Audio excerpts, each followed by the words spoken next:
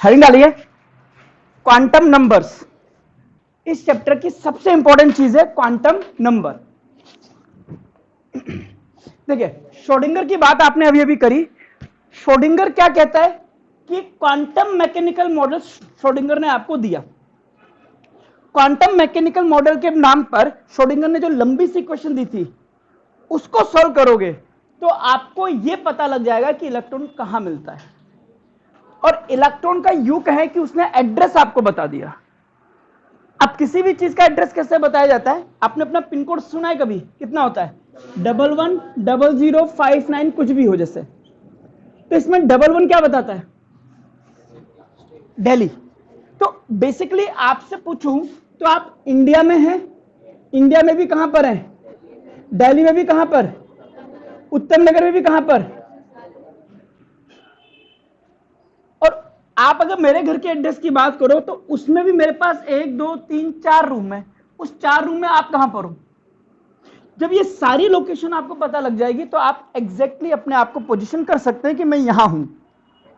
ऐसे ही इलेक्ट्रॉन के एड्रेस बताने के लिए उसने क्वांटम नंबर दिए। 4 क्वांटम नंबर हैं आपके। क्वांटम नंबर बेसिकली क्या बताता है? इलेक्ट्रॉन की पोजीशन बता देगा, उसका एड्रेस है। 4 क्वांटम नंबर आपके पास हैं। पहले को हम बोलते हैं n, दूसरे को बोलते हैं l, तीसरे को बोलते हैं m और चौथे को बोलते हैं s। इसको हम बोलते हैं प्रिंसिपल क्वांटम नंबर। सुनिए सुनिए, जो कि शेल या ऑर्बिट को रिप्रेजेंट करता है। शेल के अंदर सब शेल होते हैं, उसको रिप्रेजेंट करने के लिए आपके पास L दिया गया। सब शेल के अंदर ऑर्बिटल होते हैं, उसको रिप्रेजेंट करने के लिए M दिया गया। और उस ऑर्बिटल के भी अंदर इलेक्ट्रॉन घूमता है, तो इलेक्ट्रॉन के स्पिन को बताने के लिए इसने ये दिया। मैं इस पर दोबारा आऊंगा, बट एक बेसिक आइडिया आपको देता हूं कि मैं अगली 2 क्लासेस में क्या पढ़ाने वाला हूं। ठीक है, आपने अभी तक पढ़ा है कि न्यूक्लियस जो होता है उसके चारों ओर होते हैं शेल। अगर हम पहले शेल की बात करें तो पहला शेल के अंदर क्या होता है? सब शेल। पहले ऑर्बिट के अंदर एक सब शेल है, इस सब शेल का नाम है S। यही सब शेल है और यही शेल हुआ। अगर मैं कह दूं कि मैं एक ऐसे घर में रहता हूं जिसमें एक कमरा है, वही मेरा कमरा, वही मेरा घर, सीधी सी बात है। तो पहला शेल जो है उसमें इस चीज को आप कहते हैं कि ये मेरा शेल है। और इस शेल में कितने सब शेल हैं? एक। उस सब शेल की का नाम क्या है? S। ये है पहला शेल जिसको आप बोलते हो n = 1। n = 1 लिख दिया, यानी कि शेल नंबर कौन सा है? 1। तो n के वैल्यू पता लगते ही आपको यह पता लग गया कि नंबर ऑफ ऑर्बिट है कितना।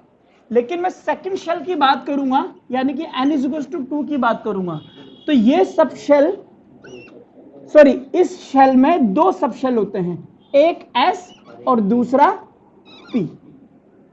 ये S और दूसरा P, यानी कि दूसरे शेल में 2 घर हैं या 2 कमरे हैं, एक S और एक P। इस पूरे को क्या बोलते हो आप? ऑर्बिट या शेल। ये क्या है? ऑर्बिट या शेल। इस ऑर्बिट में 2 सब शेल है, एक S दूसरा P। सिमिलरली थर्ड शेल की अगर हम बात करें तो इसमें कितने सब शेल हैं? 3, S, P और D। पहले शेल में कितने सब शेल? 1, दूसरे में कितने? 2, तीसरे में कितने? 3, तीसरे में कितने? 3, तो चौथे में कितने होंगे? 4। इन चारों के नाम देख लिए, S, P, D और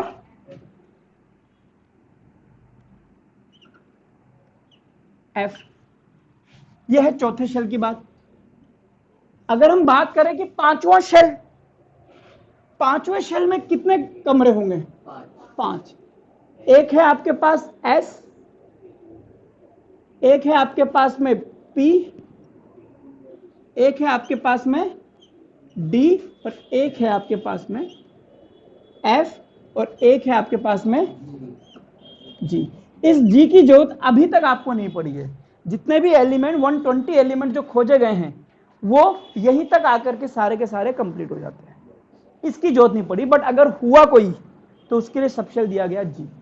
तो अब आप ये समझ गए कि पहला शेल बेसिकली, ये जो आप पहला शेल बनाते हैं ये वाला, इसमें एक सबशेल है, दूसरे में कितने दो, एक का नाम है एस, दूसरे का नाम है पी, फिर एस पी डी, फिर S P D F, S P D F G.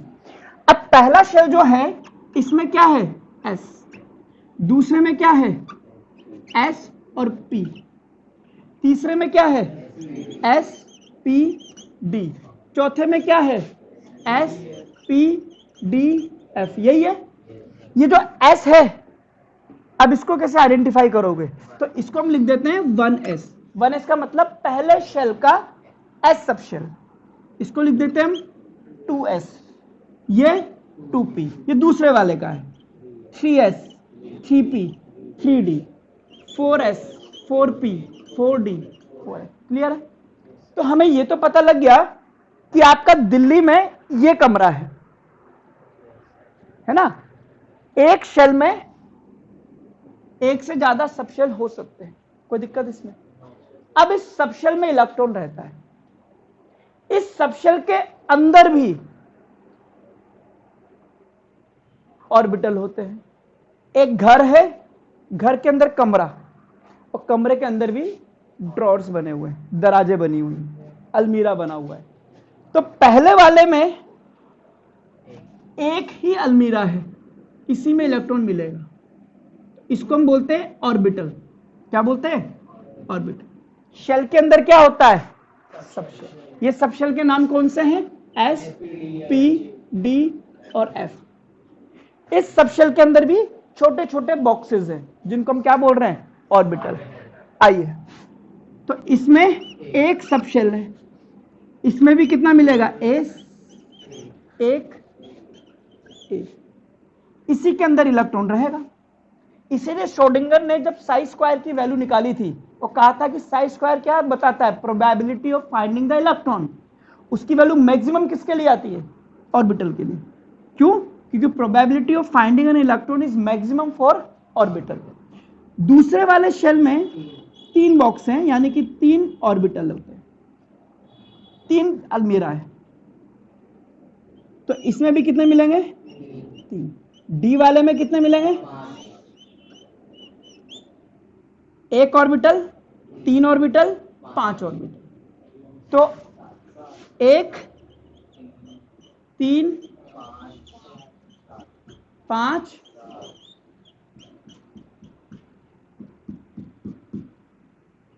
7। तो इलेक्ट्रॉन शेल के अंदर सबशेल, और इस सबशेल के अंदर ऑर्बिटल, इलेक्ट्रॉन यहां मिलता है। अच्छा, रूल यह भी कहता है कि एक ऑर्बिटल में मैक्सिमम 2 इलेक्ट्रॉन रह सकते हैं, यानी कि एस में मैक्सिमम कितने इलेक्ट्रॉन आ सकते हैं 2। इसमें भी कितने आ सकते हैं, पी में कितने आ सकते हैं, इसमें कितने आ सकते हैं, इसमें कितने आ सकते हैं, इसमें 5 है ना, 5 का डबल, इसमें कितने।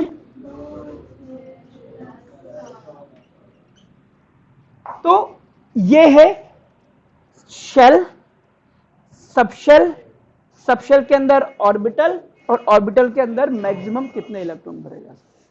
अब इनको मैं अलग अलग करके पढ़ाऊंगा, ठीक है। पहले आप इसको लिखिए,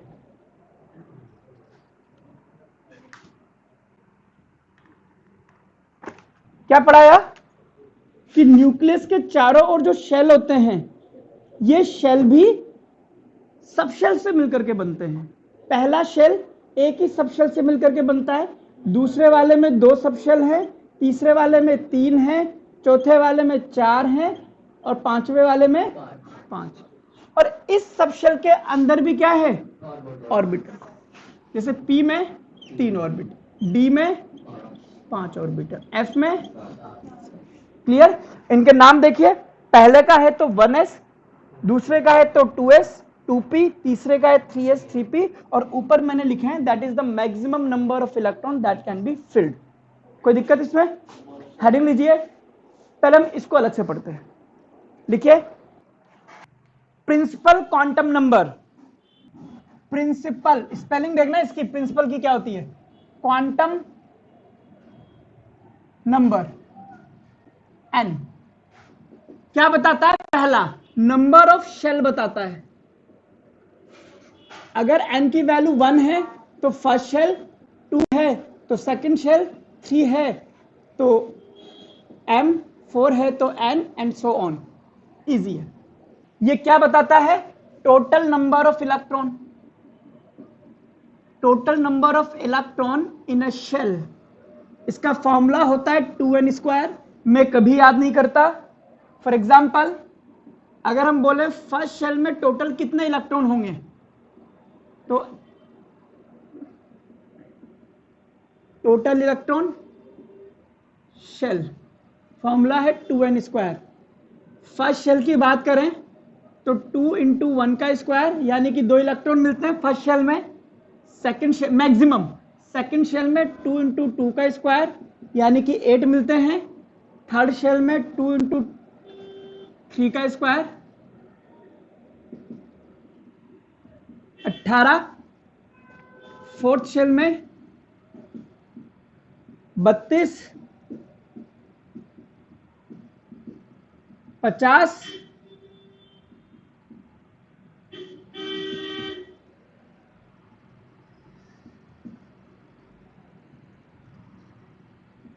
72। तो ये है total number of electron. First shell में 2 आ सकते हैं मैक्सिमम, सेकंड में 18, सेकंड में 8, 18, 32, 50 ऐसे करके। ये चीज हमें प्रिंसिपल क्वांटम नंबर से पता लगती है। ऐसे कितने भी पॉइंट लिखवा सकता हूं, जैसे टोटल एनर्जी ऑफ इलेक्ट्रॉन पता लग सकती है, इसमें भी -13.6 Z²/n² आता है। तो ऐसे करके अब वेलोसिटी पता लग सकती है, -2.18 × 10⁸ n/z, z/n सेंटीमीटर पर सेकंड। दुनिया भर की फालतू बातें वो सब, चलिए हटाइए इसको। हेडिंग डालिए, लिख लीजिए इसको। तो पहले शेल में हमारे पास सिर्फ 2 इलेक्ट्रॉन रह सकते हैं। सेकंड है हमारे पास अजीमुथल क्वांटम नंबर। स्पेलिंग देखना, क्वांटम नंबर, इसका एक और नाम है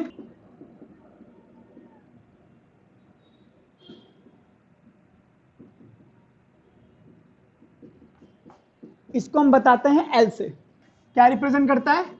it represents total number of shell.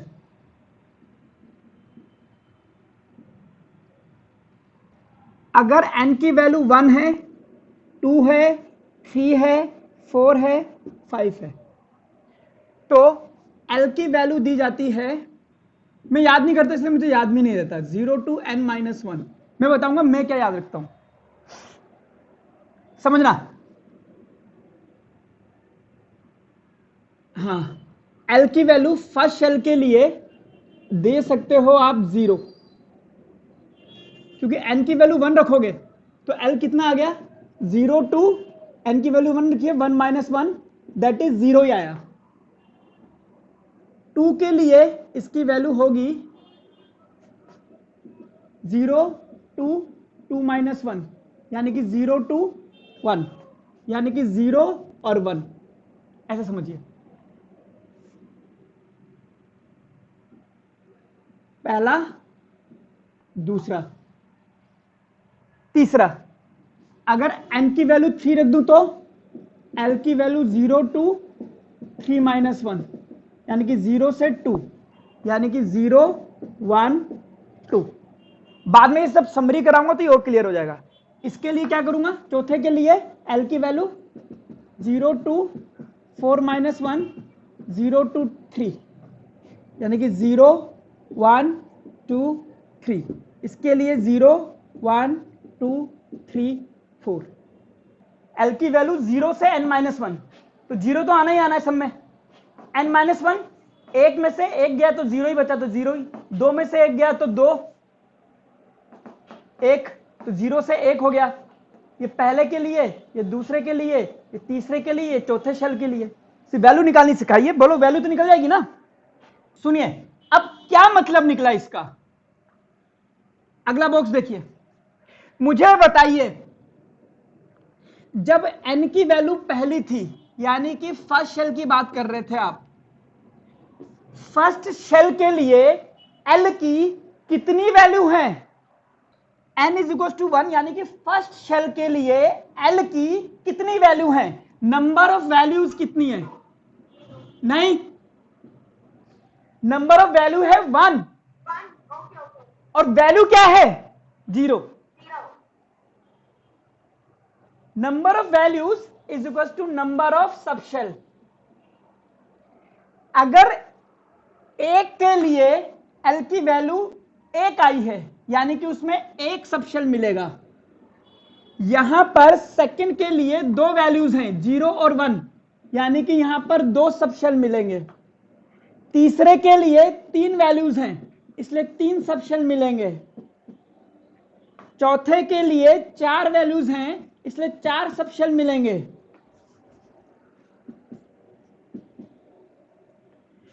पांचवे के लिए 5 सबशेल मिलेंगे, क्योंकि 5 वैल्यू है। यही तो हमने बताया था, पहले के लिए 1 सबशेल, दूसरे के लिए 2 सबशेल, तीसरे के लिए 3 सबशेल, चौथे के लिए 4, पांचवें के लिए 5। और इनका नाम क्या है? इसका नाम है एस, इसका नाम है एस और पी, इसका नाम है एस पी डी, इसका नाम है एस पी डी एफ, इसका नाम है एस पी डी एफ, और जी अभी तक आया ही नहीं है। और सुनो, इंपॉर्टेंट चीज यह है कि L की वैल्यूज होती है 0 1 2 3 4 5, और ऐसे लिखिए S P D F G। मैं ये याद रखता हूं, मैं ये याद नहीं रखता, मैं ये याद रखता हूं। 0 जो वैल्यू आई है ये रिप्रेजेंट करती है S सबशेल को, S सबशेल ये रिप्रेजेंट कर रहा है S सबशेल को, ये कर रहा है P सबशेल को। 0 हमेशा S सबशेल को रिप्रेजेंट करता है, 1 हमेशा P सबशेल को रिप्रेजेंट करता है, 2 हमेशा D सबशेल को रिप्रेजेंट करेगा, 3 हमेशा F सबशेल को रिप्रेजेंट करेगा। तो इसीलिए लिखा है S सबशेल के लिए L की वैल्यू कितनी आती है? S P D F G, ये मान लीजिए। तो S के लिए L की वैल्यू हमेशा 0 1 2 3 से शुरू होती है, ये याद कीजिए। तो वही बात है, number of values is equal to number of shells. यहां पर एक वैल्यू है इसलिए S, यहां पे 2 वैल्यू हैं 0 और 1। 0 बता रहा है S, 1 बता रहा है P को, फिर ये S को बताएगा, P को बताएगा, D को बताएगा। लिखिए इसको, आ गया समझ में? तो ये हो गया फर्स्ट पॉइंट। सेकंड पॉइंट लिखिए, angular momentum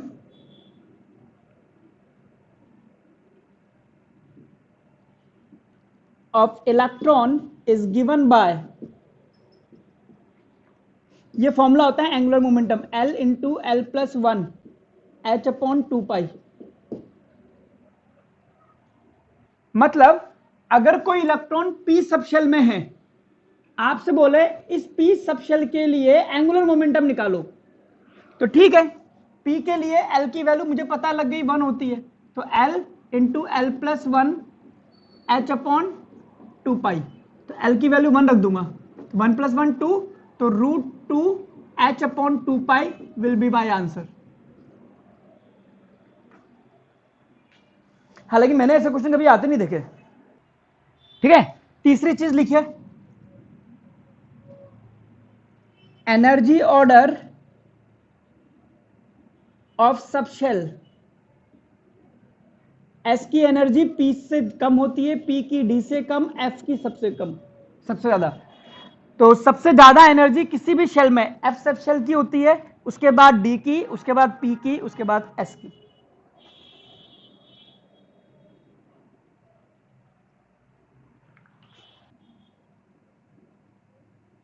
magnetic quantum number, इसमें it represents orbital, it represents orbital. आइए, ये एस, ये पी, ये डी, ये एफ, एल की वैल्यू 0 1 2 3। अब एम की वैल्यू दी जाती है प्लस माइनस एल से लेकर के 0 तक, और number of values represents number of orbital in A subshell. आइए, 0 है तो m की वैल्यू भी 0 होगी, ये 1 है तो इसकी वैल्यू होगी प्लस माइनस 1 एंड 0। 2 के लिए इसकी वैल्यू होगी प्लस माइनस 2 प्लस माइनस 1 और 0। 3 के लिए होगी plus minus 3 plus minus 2 plus minus 1 और 0। ध्यान से देखिए और मुझे बताइए, एस सबशेल के लिए m की कितनी वैल्यू है?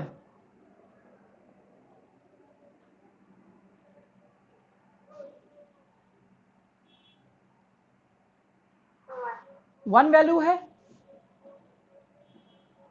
यानी कि एस सबशेल में कितने ऑर्बिटल मिलेंगे? 1। इसीलिए एस सबशेल को मैं ऐसे बना रहा हूं, 1 ऑर्बिटल, यानी कि बॉक्स। पी सबशेल के लिए कितनी वैल्यूज हैं? 3। इसीलिए पी में 3 बॉक्स बनाऊंगा और इसके नाम रखे गए हैं, एक का नाम px, एक का नाम py, एक का नाम pz। pz के लिए 0 है वैल्यू, फिर आप बोलोगे सर px के लिए, अगर px के लिए ये +1 है तो py के लिए -1। अगर आप इसको -1 मानते हो तो इसको +1, तो ये एक्सचेंज हो जाता है। बट pz के लिए m की वैल्यू, pz के लिए m की वैल्यू क्या आएगी? 0। d के लिए कितनी वैल्यूज हैं? 1 2 3 4 5, यानी कि इसमें 5 बॉक्स बनेंगे।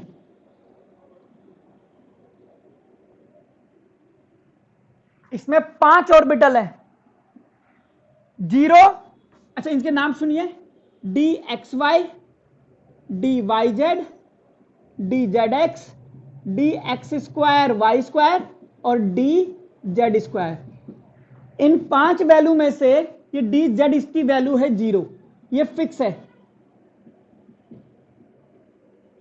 अब ये सब आटा साटा कर लो, इसको +1 मान लो, इसको -1 मान लो, इसको +2 मान लो, इसको -2 मान लो, कुछ भी मानते रहो, कोई दिक्कत नहीं है, बट dz फिक्स है। f के लिए 6 और एक 7 वैल्यूज हैं, तो 7 ऑर्बिटल बनते हैं।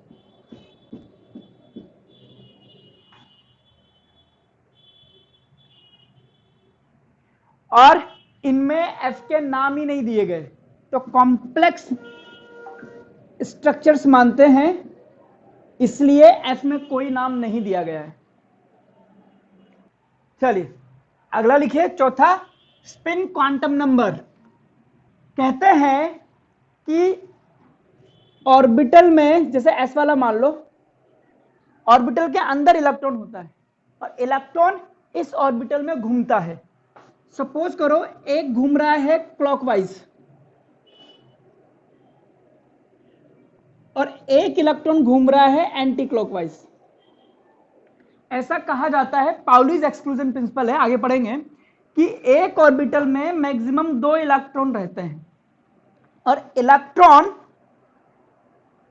इस न्यूक्लियस के चारों ओर भी घूमता है और अपनी एक्सिस पे भी घूमता है। जैसे हमारी अर्थ अपनी एक्सिस पे भी घूमती है और सन के चारों ओर भी घूमती है। ऐसे इलेक्ट्रॉन, इलेक्ट्रॉन अपनी एक्सिस पे भी घूमता है और न्यूक्लियस के चारों ओर भी घूमता है। तो जो अपनी एक्सिस पे घूमता है उसको हम बोलते हैं स्पिन होना। तो ये स्पिन दो तरह से हो सकता है, क्लॉकवाइज हो सकता है और एंटी क्लॉकवाइज हो सकता है। ठीक है, तो ये electron spins on its axis. अब ये क्लॉकवाइज स्पिन भी हो सकता है, एंटी क्लॉकवाइज भी हो सकता है। तो स्पिन क्वांटम नंबर की वैल्यू क्लॉकवाइज के लिए +1/2 दी जाती है, तो एंटी क्लॉकवाइज के लिए 1/2 दी जाती है, या फिर इसके लिए -1/2 मानोगे तो इसके लिए +1/2 माना जाएगा। और अपनी जानकारी के लिए लिख देना, एक ऑर्बिटल में मैक्सिमम 2 इलेक्ट्रॉन अपोजिट स्पिन वाले होते हैं। खत्म। यह है पाउलीज एक्सक्लूजन प्रिंसिपल, जो हम आगे पढ़ेंगे।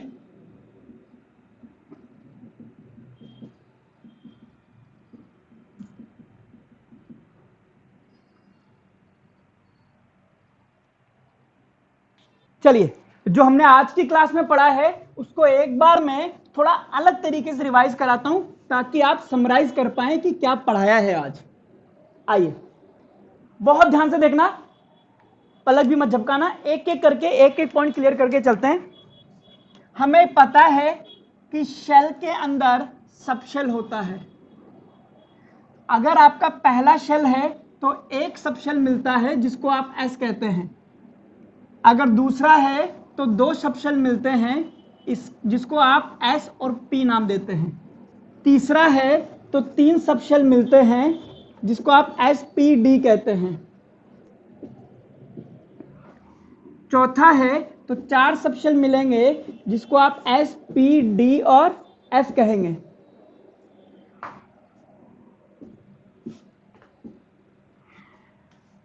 पहले शेल में एक ऑर्बिटल होता है, एक है, इसको हम पहले शेल का है तो 1s, दूसरा है तो 2s, इसको 2p, 3s 3p, 4s 4p, 4d 5s, 5p 5d 5f। अब इसमें ऑर्बिटल होते हैं, s में तो एक है, p में 3 ऑर्बिटल होते हैं, एक है px, एक है py, एक है pz। pz के लिए m की वैल्यू 0 आती है। ठीक है, अगर मैं m की वैल्यू बात करूं तो s के लिए m की वैल्यू 0, इसके लिए +-1 और 0, इसके लिए +1 है तो इसके लिए -1 है, या एक्सचेंज हो सकता है। तो मैं 2 साइडेड एरो लगा रहा हूं ताकि आप समझ जाएं कि +1 इसका भी हो सकता है, तो फिर ये चेंज हो जाएगा। हाँ,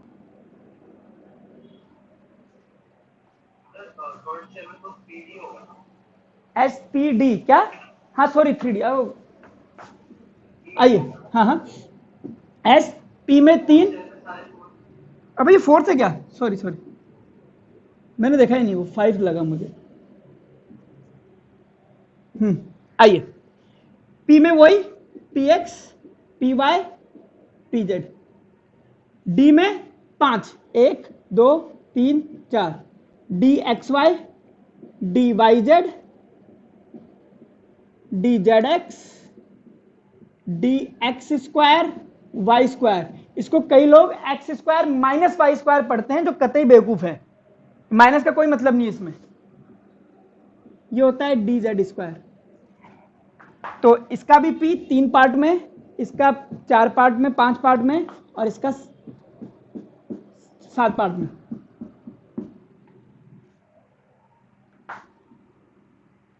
ठीक है, अब आप देखिए इलेक्ट्रॉन, समझना, इसमें मैक्सिमम कितने इलेक्ट्रॉन डाल दोगे आप? 2 ही तो डालोगे, एक क्लॉकवाइज और एक एंटी क्लॉकवाइज, तो 2 ही तो इलेक्ट्रॉन आएंगे टोटल, जिसको आप फॉर्मूले से भी बताते हो 2n², बट मतलब ही नहीं है। इसमें कितने आएंगे? 1 2 3 4 5 6 7 8। तो p में मैक्सिमम 6 इलेक्ट्रॉन आ सकते हैं, एस में मैक्सिमम 2 इलेक्ट्रॉन आ सकते हैं। यहां भी इसमें मैक्सिमम 2 इलेक्ट्रॉन आएंगे तो ऊपर 2 लिख देंगे। यहां पे 3 आ सकते हैं, 2 3 4 5 6 तो P6, 1 2 3 4 5 6 7 8 9 10 D10, 1 2 1 2 3 4 5 6, 1 2 3 4 5 6 7 8 9 10, 1 2 3 4 5 6 7 8 9 10 11 12 13 14। तो बेसिकली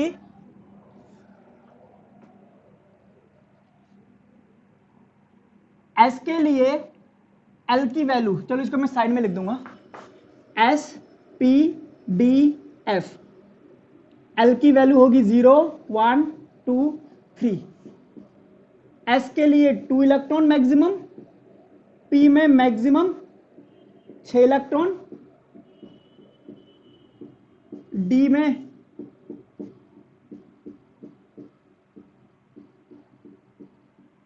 10 इलेक्ट्रॉन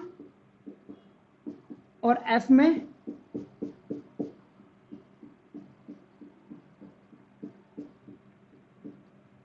F14। तो S2P6D10, ठीक है, लिख लीजिए। और यहां पर भी DZ के लिए M की वैल्यू 0, फिर बाकी चेंज करते रहना। यहां भी M की वैल्यू 0। अब इसमें बताओ किस फॉर्मूले की जरूरत है? कोई फॉर्मूले की जरूरत नहीं है, सिर्फ ये चीज याद रख लो, एक में दो डाल देना, एस में बस ये याद रखने वाली बात है। ये वो मेरे को यही याद रहता है, बाकी तो मेरे को भी ध्यान नहीं रहता, बाकी तो सब निकल जाता है यार। और एम की वैल्यू जेड वाले के लिए 0, फिर तो निकल ही जाती है ना यार। एम की वैल्यू कैसे आती है? एल की वैल्यू 1 है तो प्लस माइनस 1 0, एल की वैल्यू 2 है तो plus minus 2 plus minus 1 0, L की वैल्यू 3 है तो plus minus 3 plus minus 2 plus minus 1 और 0, और एल की वैल्यू 4 है तो plus minus 4 plus minus 3 plus minus 2 plus minus 1 और 0। बस ये चीजें याद रखनी जो बॉक्स में, बाकी तो हो ही जाएगा यार। और हर एक वैल्यू एक ऑर्बिटल को बताती है, ठीक है। तो और ये मैं बता दूं, हर एक चैप्टर आपके लिए नया है और अच्छी खासी डेप्थ में है, इसलिए प्रॉब्लम आती है, ठीक है, शुरू में। बट लोग बात करते हैं, आप भी कर लोगे, थोड़ी थोड़ी आदत पड़ जाएगी ये, और ये सब रिवाइज हो जाएगा तो ये चैप्टर भी आपको इजी लगने लग जाएगा, इसमें भी दम नहीं है। वैसे लाइट वाला पोर्शन अलग है, बाकी तो क्या ये मॉडल है, मॉडल याद करने, वेलोसिटी, एनर्जी और रेडियस के फॉर्मूले याद करने, ठीक है। स्पेक्ट्रम है, लाइमन, बामर, पाचन, ब्रैकेट, फंड।